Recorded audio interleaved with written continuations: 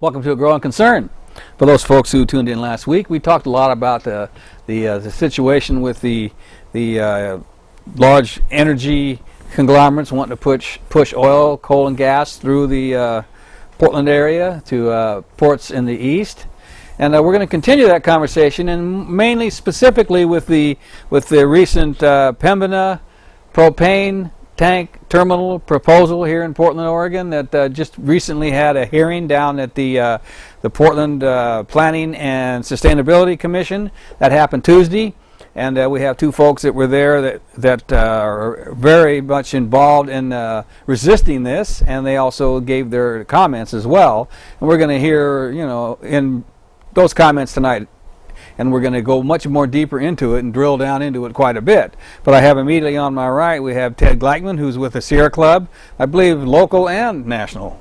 That's right. And then also we have Bob Salinger, who's the conservation director with the Portland Audubon Society, who's been working for quite a while on these issues. I know a while back we had him on a program talking about the West Hayden Island, and that's still an issue. It seems like it never goes away. And this issue impinges upon that too, because I believe the site for this is supposed to be near or right across from it. But anyway, we've introduced it enough. I believe we should just go straight to Bob, and you can talk a little bit about where this thing came from and what it all means. I mean, your 10-minute talk there at the rally before the hearing was kind of lit me up. I didn't realize that this was such a big deal. It is a really big deal. I mean, what this really is about is whether Portland wants to become part of the fossil fuel energy export industry that's trying to make its way into Columbia River ports, and other ports have already attempted to bring in things like coal and LNG and oil. Port of Portland is now entering that fray as well, and the proposal that's before the city is that a company called Pembina out of Canada would be bringing in very large quantities of propane. They would come in by rail from Canada, and they would be stored in Portland and then put on ships and sent to Asia. And the amount of propane we're talking about is incredible. They would have two tanks that would be able to hold up to 33 million gallons. The amount of propane passing through this facility annually would be between 500 and 850 million gallons. And to give you a sense of the impacts of this propane, the cost to refrigerate it, these huge tanks while they're in Portland, it would result in an increase in Portland CO2 emissions of 0.7%. The propane going to Asia, if it were burned, would increase the CO2 emissions at a global scale by 0.01%.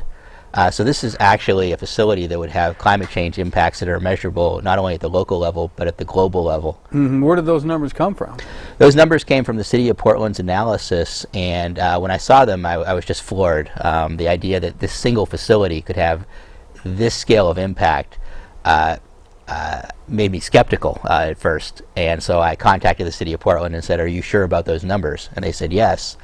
And then I went to Pembina and I said, this is what the City of Portland is saying. Are you going to contest these numbers? And they said no. So both Pembina and the City of Portland accept those numbers, so I think we can accept them as real as well. So what we're talking about here is really a profound impact. How often do we have the opportunity to address something that actually is measurable not only at the local but at the global scale? And it's a really important opportunity for the people of Portland to say no. We don't want to be part of this. We do not want to increase the infrastructure for pulling fossil fuels out of the ground and shipping them to Asia. And so these fossil fuels will be coming. I know Ted was on the show on Wednesday, and he talked about this. Now you were saying that these propanes are going to be coming from fracking up in Canada, then Alberta, I think it was.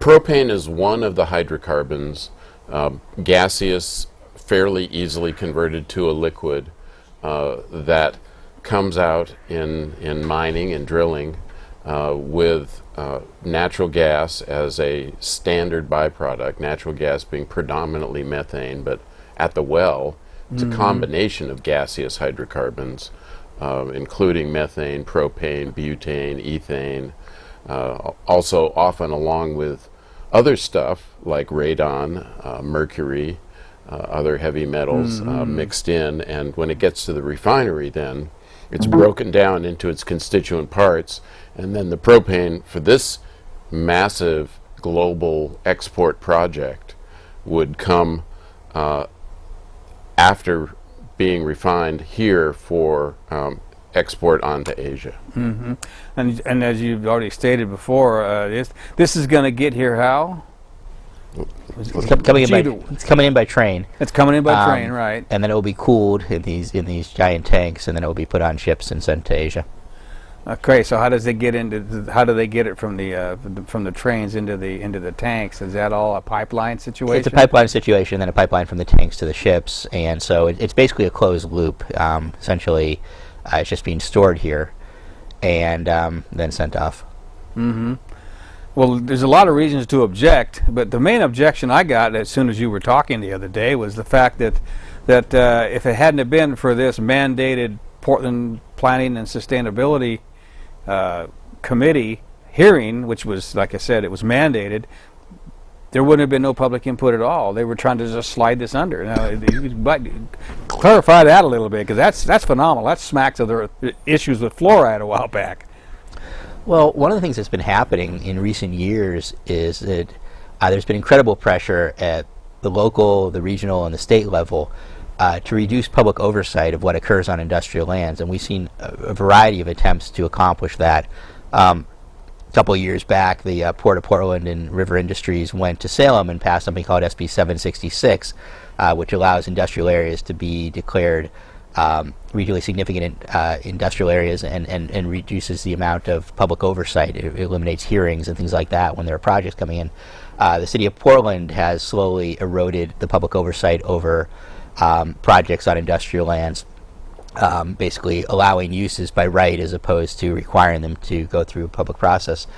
So the bottom line is we unfortunately have given away a lot of our oversight authority, and there's even more of that coming in the city's comprehensive plan, which is going through a process right now of adoption.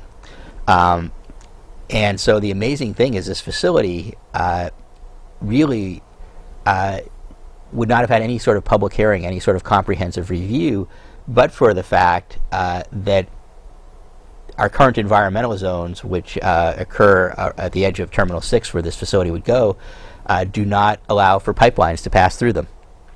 And so in order to put this facility in, the city has to amend its environmental zones to allow pipelines. And that requires a hearing, and because of that, there is this opportunity for public oversight. And that's what we took advantage of earlier this week, saying, look, Planning Commission, you have the ability to basically turn down this facility by not allowing the pipelines to go through environmental zones. You need to look at the big picture. You shouldn't just evaluate that issue. You need to look at the risks to the community. You need to look at the impacts in terms of climate change. You need to look at the impacts in terms of the security zone around this facility. So we got lucky in this case that we even have this opportunity. Now, when this was announced back in September, two things occurred. The Port of Portland was quoted basically saying, this is going to be easy to permit. This is great news because it's much easier to permit than coal or oil, so we can get this thing through really quickly. Pembina was in the news saying, we want to make sure the people of Portland actually understand this, have an opportunity to really get their heads around it, and if Portland doesn't want us, we won't come. And so when we met with them, we asked them, we said, what opportunities really are there for public oversight? And they had no answer for that. The reality is that but for these hearings in Portland, as far as we can tell, and as far as Pembina tells us, there really are no further opportunities for public oversight. They have to get some individual permits, but there really are not going to be any real hearings or comprehensive reviews. Is there any way that people can demand one? Well, I think we have it right in front of us now because of this technicality, because and it's more than a technicality, it really, because they are not allowed to put a pipeline through the current environmental zones, we are having hearings. And so it's incredibly important that folks realize this may be the only opportunity and get out there, come to these hearings. There's going to be another one in March.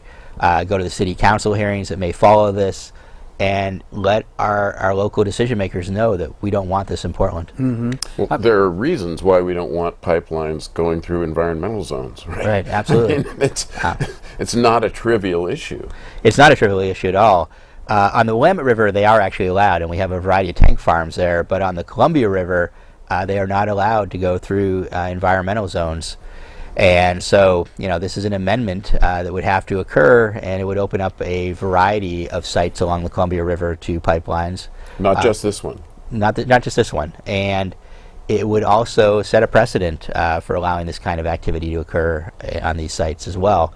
And one of the things we're concerned about is this is just the tip of the iceberg, that we'll see future efforts to export fossil fuels coming through Portland. We're certainly seeing them elsewhere, the oil facility across the river at Port of Vancouver. The port's trying to annex West Hayden Island, as you already mentioned. They've never told us what's going to go there. And when you ask the Port of Portland, what are your future intentions regarding fossil fuel exports, they're very coy about it. The answer they've given is almost flip. We said no to coal. We said not now to oil. And everything else is still on the table. Now, when I hear that, what I hear is no to coal, maybe tomorrow to oil, and everything else is still on the table. So I think there's more to come. I know I made up a graphic for the Sustainability Commission with a phone number and the email, so we can put that thing up there. Folks can maybe write that down, and as we go through the conversation, maybe you'll be motivated to get a hold of them. There we go. psc@portlandoregon.gov, and then that's the phone number right there. And I'm definitely going to have that written down. And they do receive emails on this, and then folks can let them know what they think. And can they get on any kind of notification of what's going on through them, or do they have to go through Audubon Society? Or they should track it on the PSC website, but also they can certainly contact Portland Audubon. Go to our website, www.audubonportland.org, and get on our activist list, the Sierra Club as well. There's a lot of groups tracking this, but I would also encourage people not just to write the Planning and Sustainability Commission, but also City Council, because they'll be able to weigh in at some point as well. And I think there's an incredible opportunity here to push back, because this is completely inconsistent with the city's climate change action plan. That's right. They won some kind of award recently or something. It did. It won a presidential award. And Charlie Hale's quote at that time was something along the lines of, this is a challenge for us to do more and think harder. And this is the antithesis of that kind of an ethic. The city is aiming to reduce its carbon emissions by 80% by 2050, and that's a laudable goal. But you can't possibly reconcile the city's climate change efforts to reduce climate change with this kind of a proposal. There's just no way to do that. And again, I would emphasize, this is going to have emissions that are measurable at the local and global scale. These are all headed towards Asia, with just China and India mainly? They're going to Asian markets, and we actually know very little about that. One of the arguments that proponents make about this is that it's going to displace other fossil fuels that burn dirtier. This is good news, because propane is a cleaner burning fuel than oil or coal, and in fact, the city and the Port and Pembina have done absolutely no analysis whatsoever to demonstrate that this will actually displace those fuels. And at the hearing, they admitted that, in fact, up to 100% of this could be used to make plastic over there. So those arguments just go out the window. There's absolutely no hopefully, evidence. though, it'll be single-use plastic. So that it will go into the treetops and into the landfills as soon as somebody's done with, some minor styrofoam hamburger packaging or something on that order somewhere in Asia. Right. Just to improve the environment there that much further. I mean, the irony to me on plastics and what we're doing with these core valuable hydrocarbons is that the real virtue is the permanence, the durability, the ability to create things that can have genuine social value, theoretically. And longevity. With in all sorts of bright colors, too. Yeah. So permanent plastics are really one of the theoretical main virtues of industrial society. And so steps that the city gets rewarded for, like banning single-use plastic bags in large stores, I'm sure that must have been one of the factors in becoming a climate hero in the president's eyes. This is so completely in contradiction to that kind of evolution that we're trying to make. Absolutely, and you know, I think the hypocrisy is written so writ large in this proposal. You know, sort of these retroactive justifications just don't bear out. The bottom line is what the city is considering doing is basically taking the money and turning a blind eye to the impacts. And I think what we're faced with here is, you know, a permanent stain on the city's reputation in terms of being a climate change leader. I don't think the city can put this facility in and still claim that sort of status. And in fact, the Climate Change Action Plan is due to be updated this spring. It's actually going to go through council, the updates that people have been working on for the last couple of years. There's a lot of good work in there.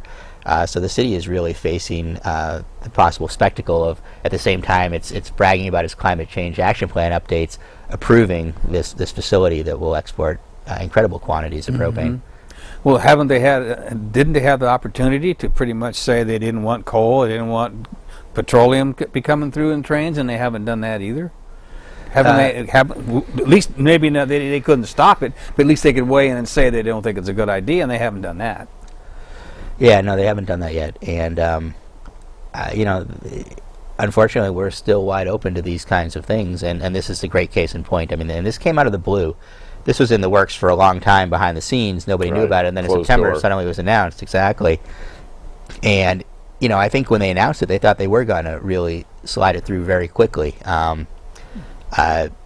It felt like a done deal. Not only were the Port and Pembina in lockstep, but in fact, you know, the city of Portland, the mayor of Portland, was also supporting it at that point, before there'd really been any sort of public review or understanding. And again, the only reason we're having that is because of the fact that they didn't anticipate this problem with the environmental zones at Terminal 6, not allowing the pipelines to go through. And so now we're having this opportunity. I think what's really disturbing, though, is how many issues have remain unresolved, even though we've already had the first hearing, and the city conducts what it calls an ESEE analysis, an economic, social, environmental, and energy analysis that's required under our land use planning goals. And that's a document that's supposed to really look at all of those issues. What are the energy, social, environmental, and economic impacts of this facility, of this proposal? And the document they produced was one of the weakest I've ever seen produced by the city. Not only does it do an incredibly poor job of addressing the climate change implications of this facility, it also does an incredibly poor job of assessing the potential risks from this facility. Pembina, even though this has been a public project now for close to half a year, still has not been able to tell the public what the blast zone of this facility would be.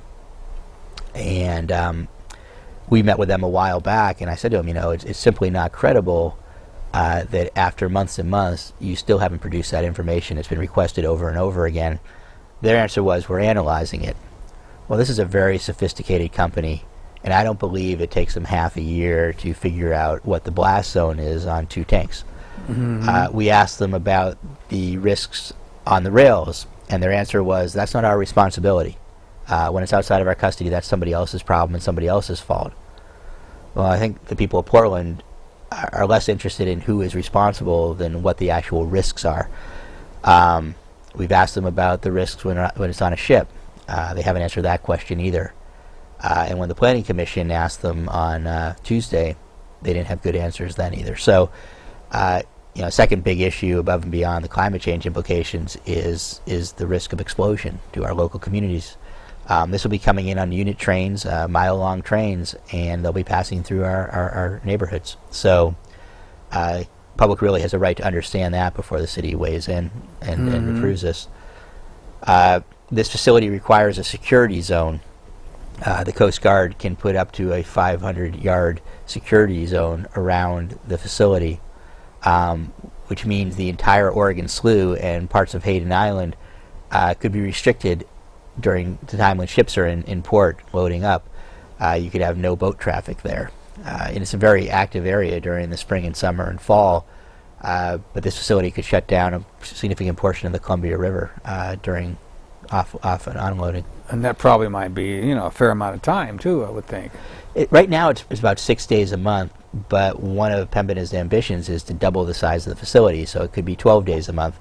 And of course the risks go up as well, from explosion, from the trains passing through. None of these things have really been looked at. Mm-hmm.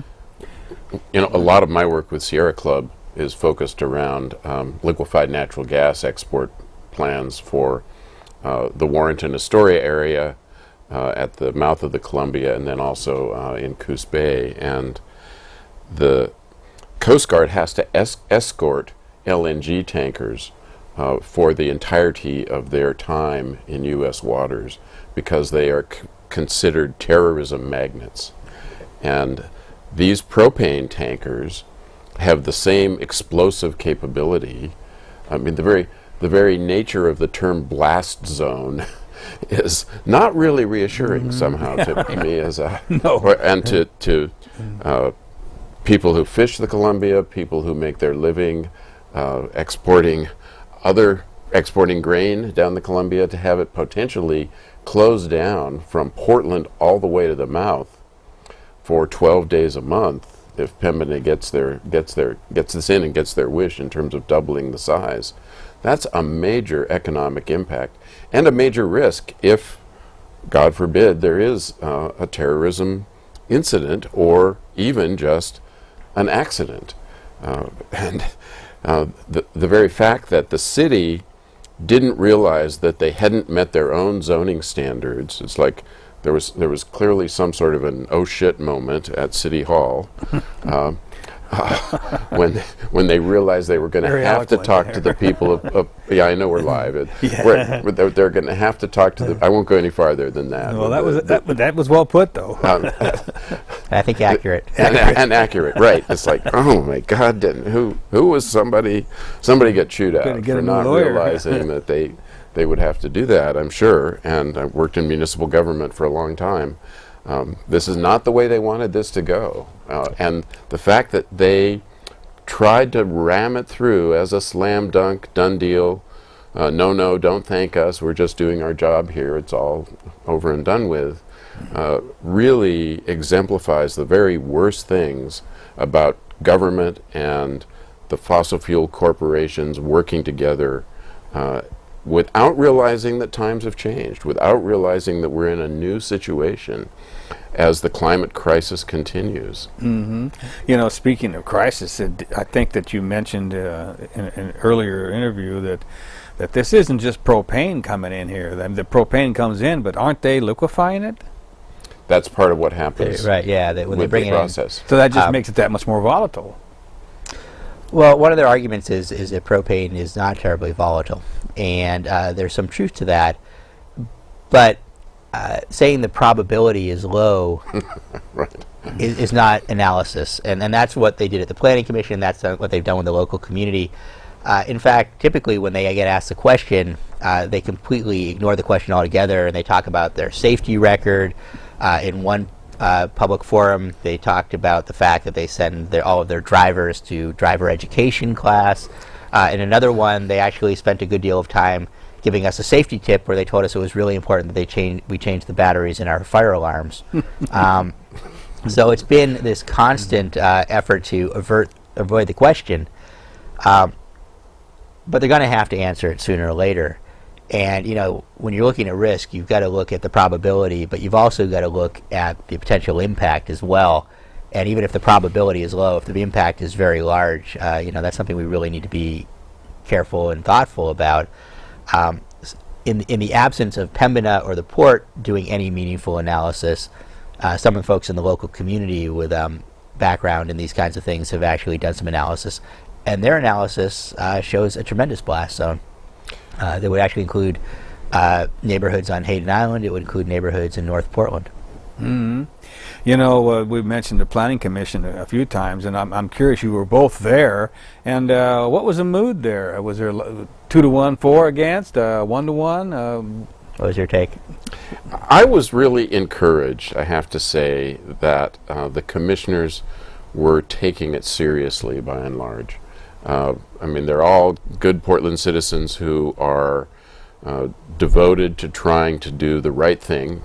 To be sure, they have their agendas, they have their personal histories. We all look at things through our own filters in terms of where we come from and what we want. And they're elected, or they're No, appointed? they're appointed. They're appointed. 'Cause that's important too. That is important. They're recommended by individual city commissioners and city council members, and then appointed by motion, by action of the city council. But they listen to the issues, they listen to the testimony. I heard afterwards that there'd been more interaction with the crowd as they were trying to debate how to go forward, because there were 150 people at this hearing, about 2-1 against. A lot of anger in the room. A lot of people very concerned. Over the process. Over the process, or lack thereof. Yeah, right. Over the very nature of the project, and over all the unanswered questions, which go on and on and on. And so the up on the screen earlier was, PSC at portlandoregon.gov for email comments. The deadline on that at this point is March 27th. We have 2 months to really mobilize, organize, educate, and I think it's clear that the commissioners do want to be educated. They want these questions answered. Now, how that vote will go potentially on March 27th, I pointed out in the interaction at the end that there's a little bit of a contradiction to extending the date of testimony to March 27th, and I applaud that. I mean, kudos to them for, typically the effort is to narrow and shorten the process, but they've got a lot on their plate with the comprehensive plan. So, but to say we're going to take fresh testimony, some of which may well require analysis by staff, right up to March 27th, and then vote at the same time. It's like, okay, so you might get some new information even that day that you don't have time to really analyze in terms of its impact on the people of Portland that you are on the job to protect and enhance our lives and so on. Well, and so the response to that was, well, it's always like that. We never know for sure how that's going to go. Well, then the obligation should be take more time. The carpenter's rule, measure twice, cut once. Take whatever time is necessary to, from my point of view, and Sierra Club's point of view, and Audubon's point of view, and the point of view of 350.org, and the No Keystone Alliance that was there, and many, many neighborhood activists who were there. Take whatever time it takes to realize that this is a sour deal. It's completely contradictory to Portland's climate chops and the climate props that we just got from the President of the United States. And it is almost inconsequential in terms of the excuse for what Bob was talking about earlier, industrial zones getting a pass on a lot of standard public protections that we rely on to make sure that we're doing projects properly. This project will not generate hundreds and hundreds of jobs. As a matter of fact, Bob, would you please talk about the jobs picture a little? Yeah, just to give a little background here, we have seen a very aggressive campaign by the port and other river interests to acquire new lands, based primarily on the premise that these industrial lands will generate jobs. That's occurred at Hayden Island. If you look at the comprehensive plan, they're also talking about converting golf courses to industrial use. It's also been an argument made to attempt to roll back environmental regulations along the river. So we've had this long-term campaign by industrial interests on the river to justify land grabs, critical natural areas, in the name of jobs. But the fact is that these lands don't produce a lot of jobs. This is a 62-acre site. It will produce between 35 and 40 permanent jobs. Now, these are well-paying jobs, but nonetheless, we're talking about less than a job an acre. We're talking closer to half a job an acre. So this really isn't something that's going to generate a whole lot of jobs. one of our challenges to the Port of Portland is, you keep arguing for more land, arguing it's going to create jobs. Find something for this site, one of the largest vacant industrial sites left on the river, that actually will generate some jobs. Unfortunately, that argument holds sway with a lot of people. It's sort of accepted blindly that this is a big job generator. It's great rhetoric, but even some of the unions are saying that this is not going to be a job generator. The longshoremen, for example, have come out opposed to this project on the basis that it doesn't generate jobs. So the jobs argument is incredibly weak.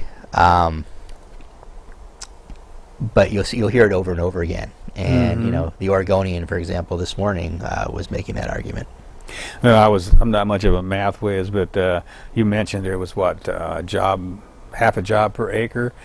I was trying to figure out how much of a climate change it would make here in Portland at 0.7 for the carbon dioxide footprint would be 0.7 divided by 35 jobs, and I'm breaking down trying to figure this all out. But in any effect, it would be a certain percentage per job that they're adding to the carbon dioxide in this area as well. That's a good way to look at it. That's a great way to look at it. I like that a lot. I come up with 0.02, but I don't know if that's true. One way to say that is that these jobs would have the highest carbon footprint of any job in Portland. I mean, these jobs go to would the top of the line. Yeah, exactly. These jobs would be measurable as climate villains on a global scale, which is almost unprecedented. Sure.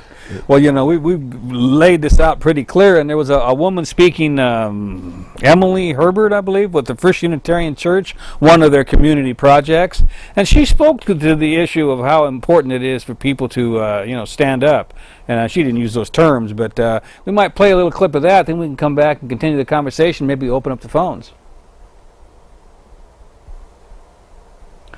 Hopefully.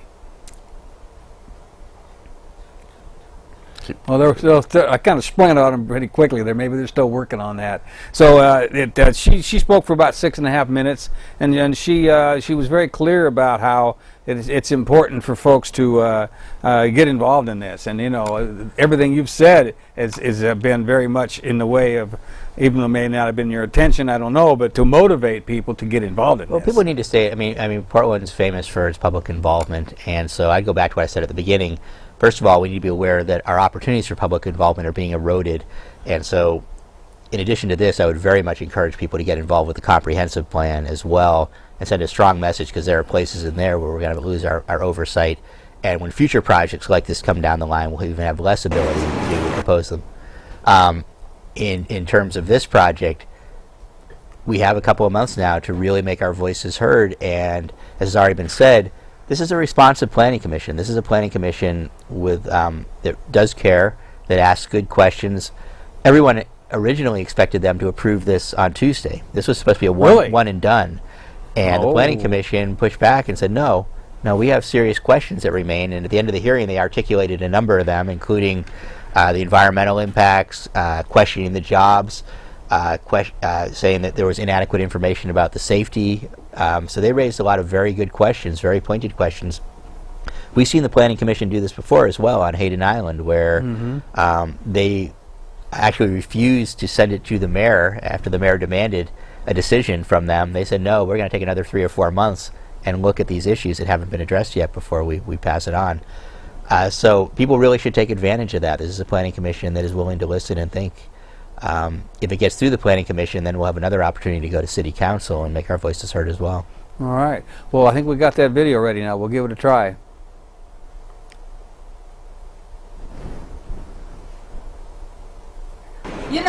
You all were born for this moment. Maybe you have worn a t-shirt that said, "Keep Portland Weird."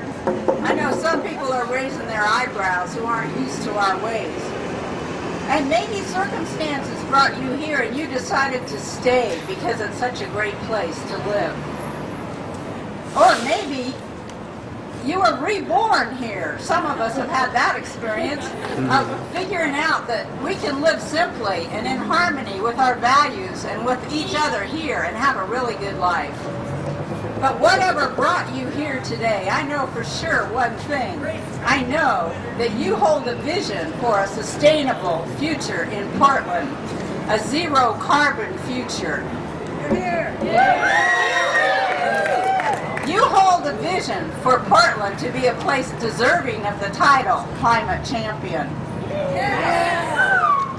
We are here because of love. We love this land. We love this city. These rivers we love. Our wildlife, our clean water, our relatively clean air. Our region. We love our country. We love our world. We love our children and our grandchildren. We see for them a future that includes all that we have been able to enjoy in our lives. We see a future where they have an opportunity to be well and healthy, to be free of droughts and forest fires, free of hunger, free from viewing the devastation of the world that we're starting to witness from human missteps. This land, this place we love, is occupied land. This is a place where my Northern European ancestors were the occupiers in a genocide that we are just now coming to grips with. Now we find ourselves occupied by fossil fuel profiteers who would carry us to climate catastrophe sufficient to radically change the futures of all the people on the entire planet, just for profit. Our red, brown, and black brothers and sisters have long experienced the helplessness and rage of genocide, racism, and humiliation by the dominators, the occupiers. They have long experienced the injustice of citing extractive industry, chemical dumps, and transportation corridors where they live, where all those people live. So they suffer most from the toxic emissions and the health threats from industry that cares only about their bottom line. Now, one good thing that's happened about the loss of the middle class and the encroachment of fossil fuel extraction on millions of more Americans through fracking is that we white folks now get it. We get what it feels to be thrown under the bus of money and big money. Yeah, we're sharing the pain now, aren't we? This is good. But really, as we come together, the corporate-owned politicians, the corporate media, cannot work to separate us if we come together as farmers, ranchers, fishers, First Nation groups, students, parents, and grandparents, and those concerned to protect the earth resources and our biodiversity. Today we join for earth justice. We join the First Nations whose land and water would be violated by the Keystone XL pipeline, and those farmers and ranchers of the Midwest who are dependent on the Ogallala Aquifer for their water. We are here in this moment for justice for the life of the Columbia River ecosystem, the riparian and fish habitat. We know that 5 times as much fossil fuel product is planned to be moved through the Northwest. That's 5 times as much as the KXL would carry. So we are really facing a huge effort by the profiteers to move this product to market. But we're here for just use of our scarce Portland port land for siting a clean and stable industry with long-term job creation and more than 30 new jobs, please. We're here for justice for the people who live in the mobile home parks and on the rivers, on the houseboats, in the area of Hayden Island and on the Oregon Slough, and many of us here who live along the rails of North Portland and on the rails from Columbia to Astoria. from the Columbia here in Portland to Astoria. There's rails all along there that would be impacted by this transport.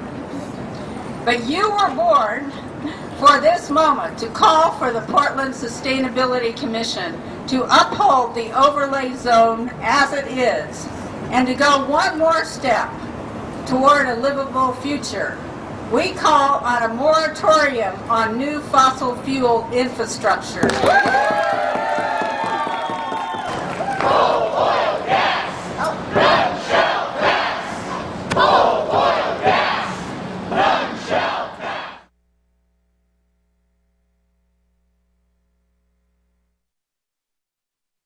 Number up again and an email. We'll do that again as we continue. We still got like 17 minutes left. I mean, while we discussion was going on, we had a lot of things to say while we were watching the video. I think trying to remember what the one that I thought was the most important was the shenanigans of the Portland City Council. I think is foremost in my mind. I know you were addressing that. I don't know if you remember what you were talking about there. Well, I don't know if I would call it shenanigans. I mean, I think some of the council was completely unaware of this. The city council.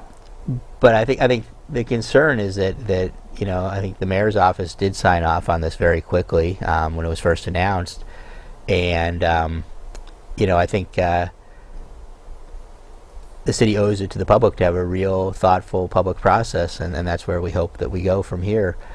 I think, what we were talking about mostly, though, was I think the growing cynicism that's being promoted by the Oregonian and others, the idea that we shouldn't even worry about this because the fact is that Portland can't make a difference. The Oregonians run a number of editorials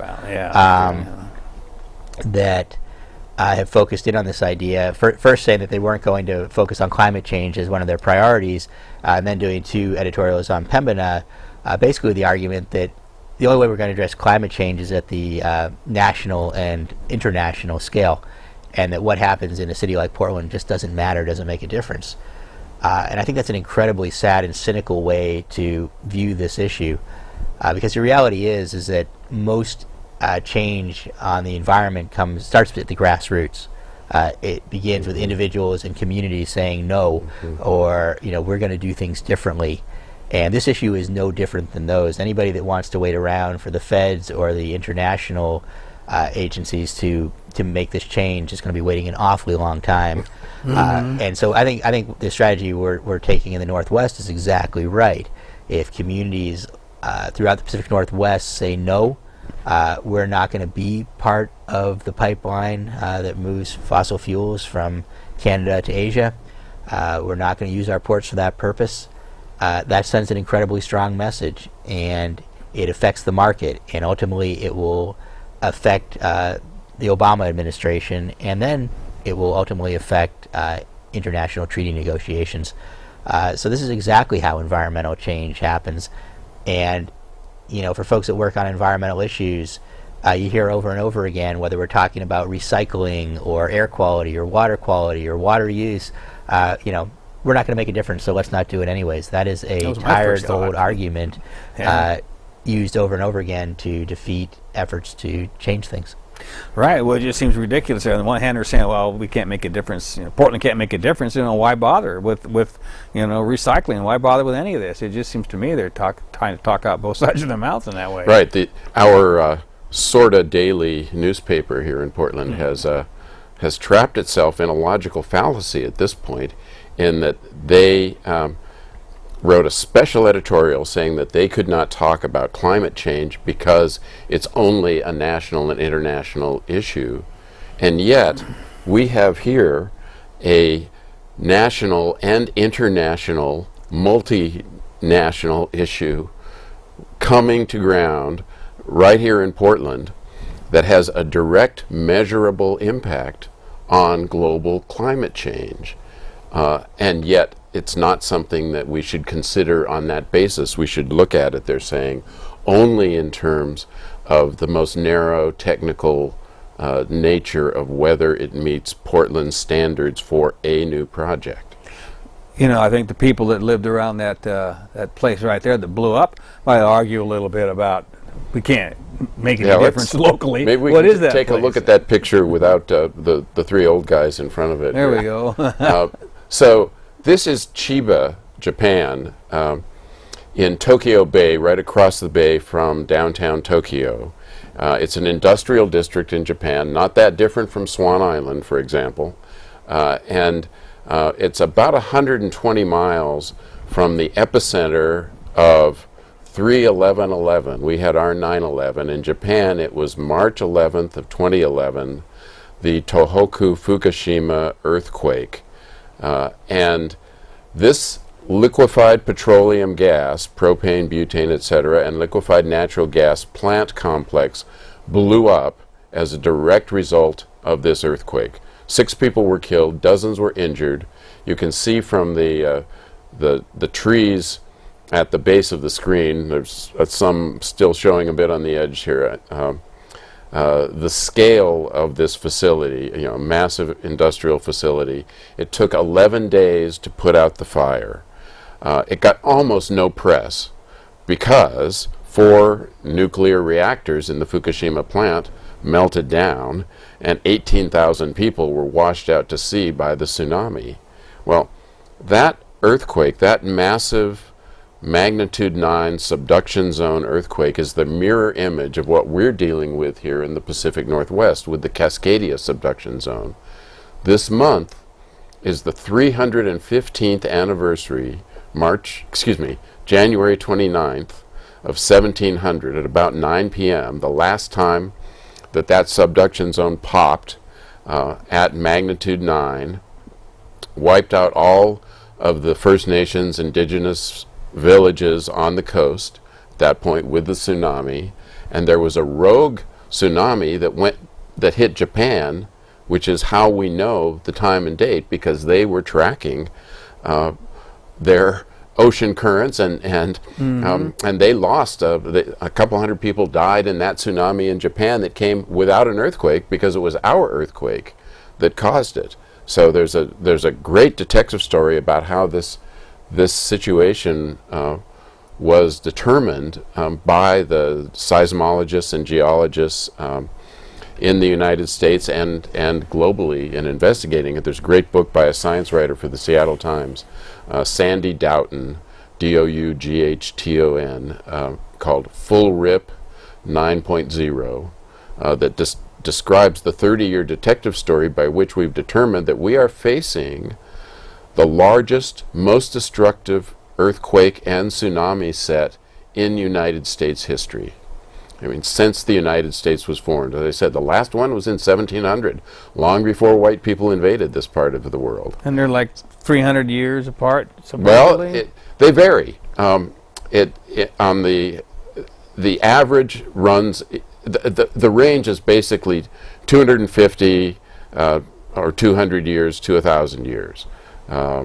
The southern half of the zone, it's from Newport south to Crescent City, California, may go on an average of about 250 years. The northern part of the zone, this is evolving science, and that goes at magnitude 8. The northern half of the zone, from Newport up through Vancouver Island, may be on an average of about 500 years. But there have been 40 documented occurrences of this over the last 10,000 years. And it's really clear. It's not like the San Andreas Fault, where it's a slip fault. This is a subduction zone where tectonic plates are pushing against each other and get to a point where they have to break. And pieces of the coastline go up and down by 20 or 30 feet. Like a piece of toast popping up. Exactly, right. Or a spot in your yard that gets too much moisture and starts to sink. You know, same sort of thing happens, except on a massive scale. And when Pembina says that they can't tell us what the blast zone is, when they say that they're still analyzing what the safety issues are here, I wonder if part of what they're doing is madly trying to figure out how to run a massive, explosive, export-only facility like this in the most dangerous earthquake zone in North America.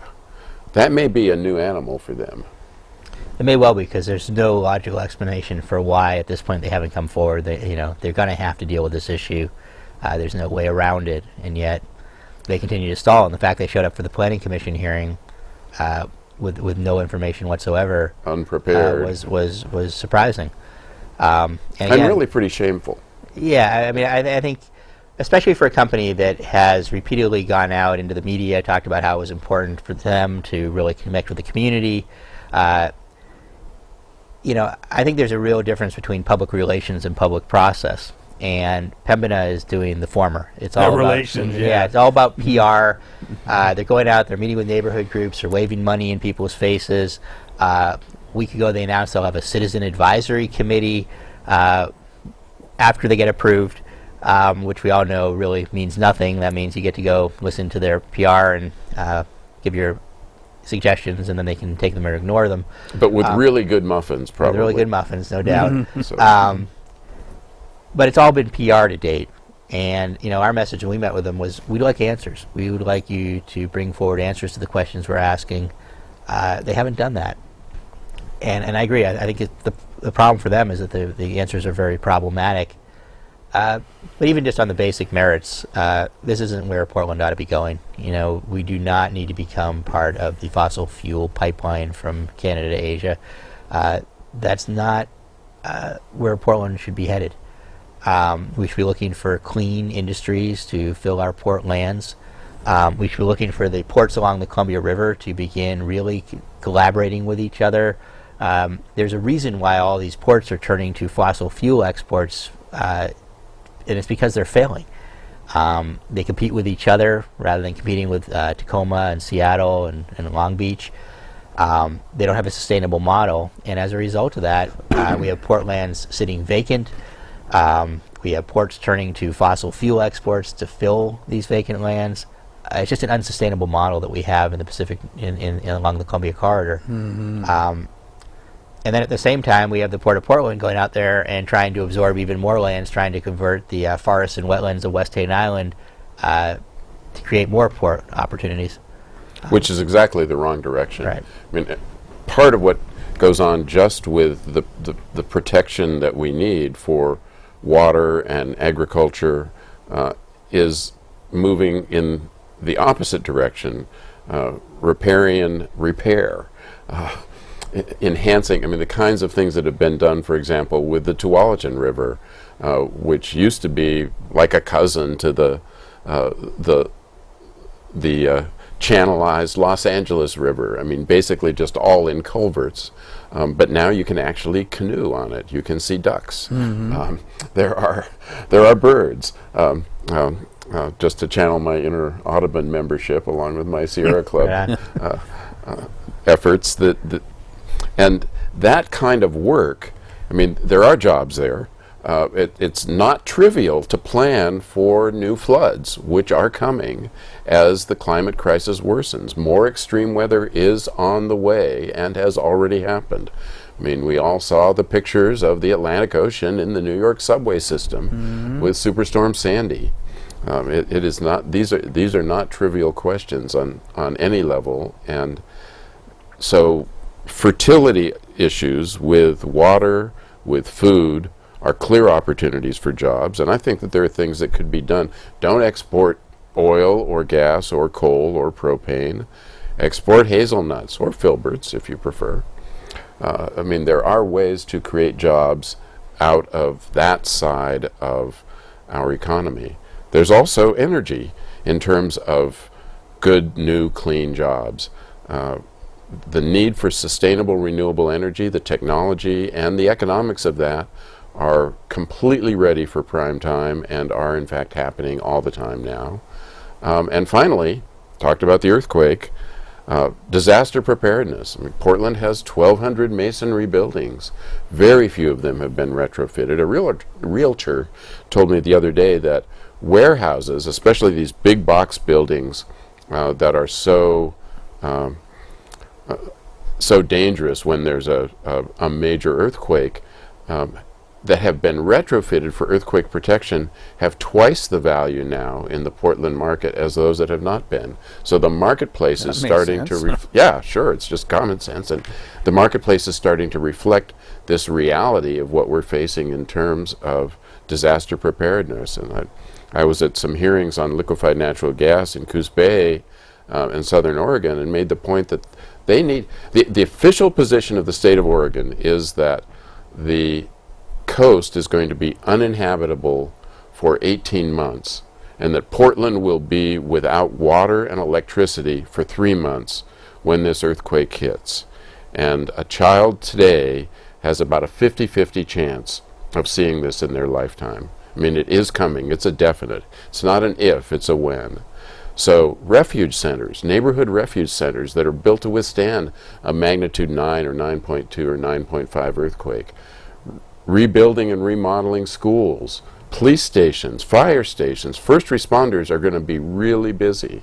There's an awful lot of space for more jobs, and we're down to about a little over 2 minutes, and I want to do a quick one here. We want to encourage people to get involved in this. Could we encourage people to get a hold of Pembina and ask questions, or should we put pressure on them through the Planning Commission?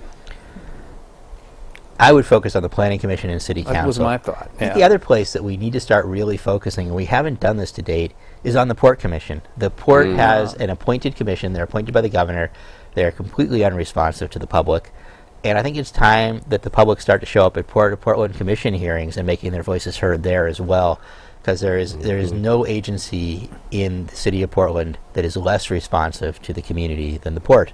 And that manifests itself in multiple ways, not just with this facility. But I think right now, for the sake of derailing this very bad idea, it's the Planning Commission, it's City Council, and saying, we don't want this in our city. Mm-hmm. And I hope that people will be encouraged to do so. I mean, it's good that you can funnel it all through one, like the number that was just up there for the Planning Commission. Are they open to phone calls, or is emails a better way to go? Or emails are the best way to go. And I think they are sensitive both to the safety issue, to the job issue, and to the climate change issue. Chris Smith, one of the planning commissioners, talked at the end about how he had tried hard to come to a way to reconcile the climate change issues with this facility, and he just couldn't do it. And I think it's going to be hard for anyone else to do that as well. So, we have an opportunity in the next few months to either demonstrate how committed we truly are to addressing this issue, or to really abandoning our commitment. And, it's a stark choice here. Your stark choice. Well, we're down to 30 seconds. I want to thank you both for coming in. Two very important perspectives on this, and I hope we've galvanized a little interest in the issue, because I haven't seen a whole lot about it on any of the media. I want to thank the crew that helped us put this together, and again, thank you both for taking the time to do this and continuing your hard work, because this is not going to end. Like you say, this is going to take a while. And so thanks for tuning in. We'll see you next week.